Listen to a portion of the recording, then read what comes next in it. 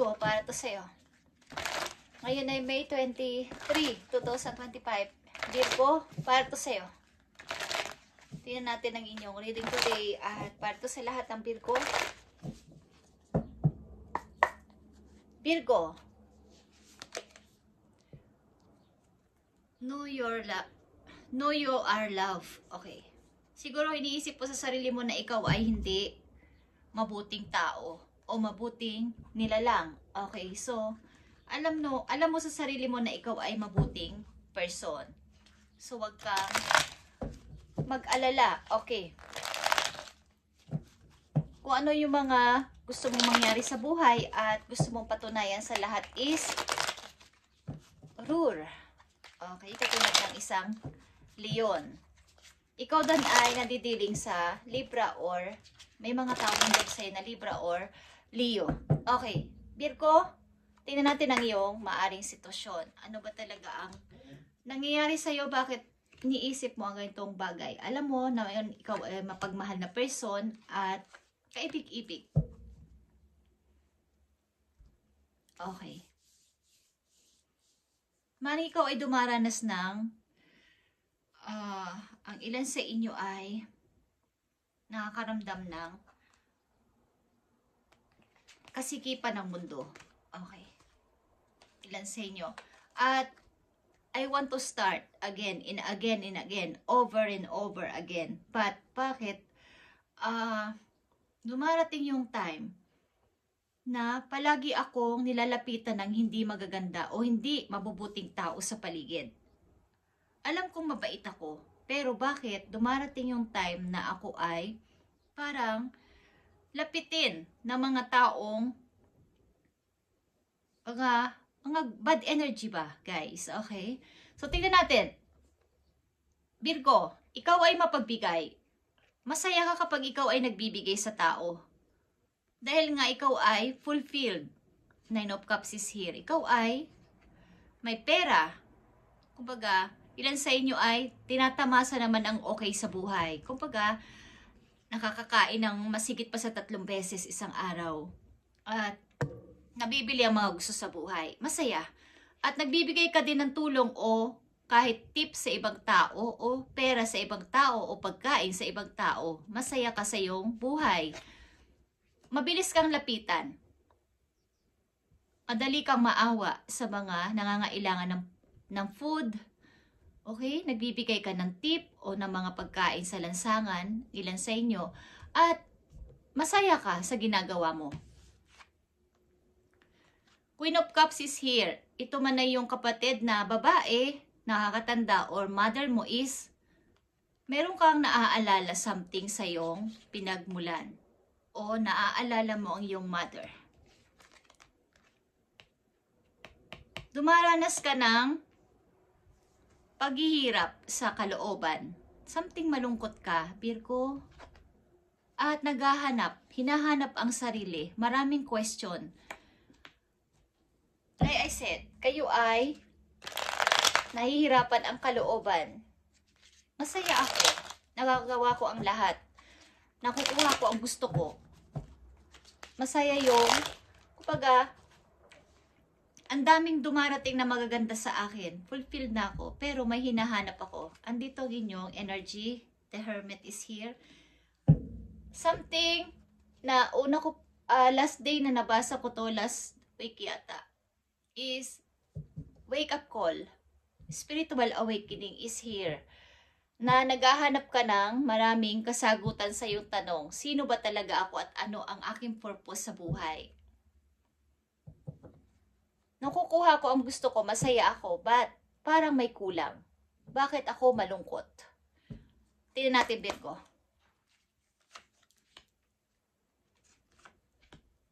Mukhang ilan sa inyo ay mahina ang katawan o naaalala nyo ang inyong mother o namimiss nyo ang inyong mother.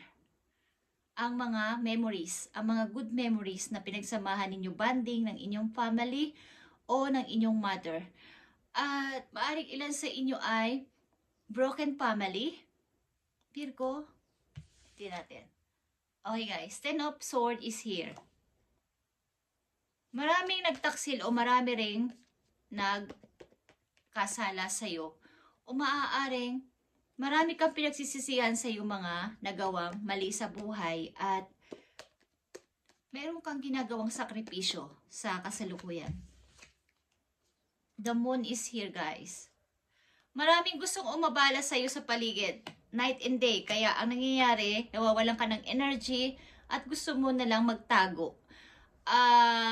Ayaw mo silang pansinin. Kaliwat kanan, araw at gabi, hindi ko alam kung may tumatawag sa inyo, nagte-text or something, is maraming gumagambala, maraming nag-aabala. Ito man ay literal or sa inyong isip or sa inyong nakaraan. Ito ay something shadow sa buhay mo na ginawa mo mga nakaraang taon pa, maraming taon pa, at patuloy na sa kasalukuyan naghahanap ka ng kasagutan, something na gusto mong baguhin ang buhay mo. Marami kang question, baguhin ang buhay, restart, is 3 of Pentacles. Gusto mong mag-restart. Ang ilan din sa inyo ay kulang na ang ipon o nakukulangan na sa pera. Okay. Virgo, ano ang mga mensahe pa sa'yo? Virgo, maraming option pero maraming mali. Dati kasi marami kang option pa din. Kaya lang, mga mali ang napili mo. Something na may mga bad and good, but marami ang bad sa iyong mga napiling offer. Hindi ko alam kung kayo ay nasasangkot o nai-involved sa mga masasamang ginagawa o dark side, hindi ko alam kung ano guys, but ang ilan sa mga Virgo na nandito sa reading ay madaling masilaw sa mga kumikinang, something na madaling salita, madaling kaperahan. Okay? Ito ay para sa lahat ng Virgo at ito ang nandito sa reading. So hindi ito para sa lahat guys. Ito ay something na binibigay sa isang sa sign na yon na kung ganito ang sitwasyon mo ay makinig ka at hihingi tayo ng advice dito, Virgo. May mahal kang person. May mahal kang person, Virgo, dito. But maaaring ito ay nasasangkot o pwedeng sa palagay mo ay masangkot dito sa nangyayari sa buhay mo. Alagang-alaga ka ng person na to at hindi ka pinababayaan. Kahit ikaw ay nakahang or something, ikaw ay natutulala or hindi malaman ang gagawin sa buhay, ay ang tao na to ay always nakasupport sa'yo. Ito man ay kasintahan mo, asawa mo, or sa iyong pamilya. Isa sa pamilya mo na loyal sa'yo. Okay? Sa mga Virgo na nandito sa reading, makinig ka kung ito ay para sa'yo at hingi tayo ng advice. Okay? Maraming may ayaw sa'yo, Virgo. But, nandito ang strength. Ito ay Leo energy.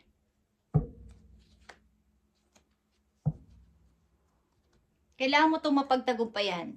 At maaaring talagang kailangan mo ng isang tao na mas malakas kaysa sa'yo o something advisor na ikaw ay tutulungan sa ganitong klase ng iyong sitwasyon. Virgo. Malakas dito ang Leo guys. Kung kayo ay dealing sa Leo or Cancer, andito din Capricorn. Andito din ang Aquarius. Andito din ang Scorpio. At Aries, Scorpio. Okay.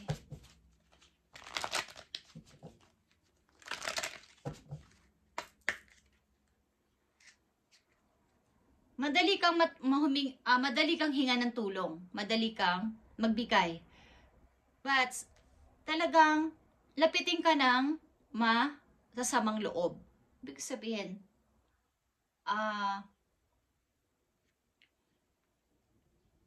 madali ka lang mabigyan ng offer. Kaya lang, ang daming bad doon sa offer na yon. Maraming hindi dapat. Para to sa'yo, Virgo. Power of prayer. Okay. Mag-pray ka, Virgo. Mag-pray ka. Ito yung power of prayer. Kapag ikaw ay nag-pray kay God, sa iyong mga ancestors, sa iyong mga angels, hindi ka nila tutulungan. Tutulungan ka nila sa abot ng kailang kaya at kakayanin nila yon sapagkat ang ating mga angels sa langit, Virgo, ay team. Sila ay grupo. team spirit. Okay? Give the situation up to God for uplifting and healing. And He be open to miracles. Heaven's unlimited resources, love, and answers are awaiting your prayers. Be sure to act upon the divine guidance God gives you and responds to your prayer. So mag-pray ka ng taimtim mula sa iyong puso, mula sa iyong nararamdaman, mula sa iyong problema, Virgo, at ikaw ay hindi nila pahihindian sapagkat gusto mo ng restart, gusto mo magbago, gusto mo ng kapahingahan sa puso, gusto mo ng healing, gusto mo ng peace. So ikaw ay maghingi ng tulong kay God. At kung kayo ay may kilalang Virgo sa inyong pamilya na ganito ang sitwasyon, guys, is tulungan ninyo ang tao na to, okay, na makapag-restart sapagkat siya ay mabuti ang puso. Hindi nga lang niya alam kung saan siya mag-uumpisa, okay? Mukhang kailangan mo, Virgo, ng kalinga o pagmamahal o kausap. Maaaring hinahanap mo ang iyong mother o ang iyong pamilya na palagi mong matagal nang nakabanding dati at matagal mo na rin hindi nakikita. Something na ang tao na to ang makakatulong sa'yo at matutulungan ka mag-pray. Okay. Virgo, sagana ka man sa money o ang ilan sa inyo ay may money man o natatanggap ang lahat ng gusto sa buhay ay marami pa rin kulang. Something ng ilan sa inyo ay ito na lang ang kulang, yung maging mataas pa ang pananampalataya at mag-grow pa sa spiritual. Okay. Virgo, tingnan natin ang message pa for you. Nandito ang number 52 at ito ay Page of Sword. The shepherd indicates an intense love of life and strong fellow feelings.